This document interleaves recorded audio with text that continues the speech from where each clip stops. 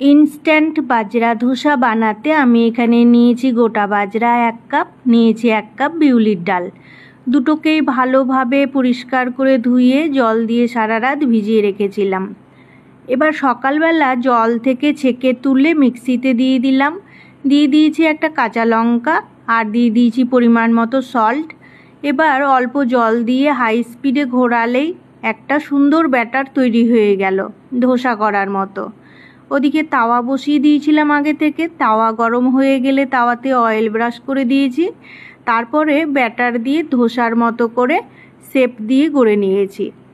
এক পিঠ ভালো করে সেঁকা হয়ে গেলে উল্টো পিঠও ভালো করে সেঁকে নিয়েছি। ব্যাস তৈরি হয়ে গেল বাজরা ধোসা।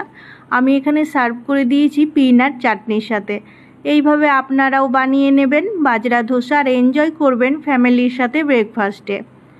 এই বাজরা ধোসা কিন্তু শীতকালে খেতে হয়, কারণ বাজরা আমাদের শরীরকে গরম করে, শীতের হাত থেকে প্রোটেকশান দেয়। বাজরা ধোসা কখনোই গরমে খাবেন না, বাজরাকে শীতকালে খেতে হয়, তাহলে আমাদের শক্তিও থাকে, আমাদের ঠান্ডা কম লাগে আর আমরা স্ট্রংও থাকতে পারি। আমার এই রেসিপি যদি আপনাদের ভালো লেগে থাকে তাহলে লাইক করবেন, কমেন্ট করবেন আর বন্ধুদের সাথে শেয়ার করে দেবেন।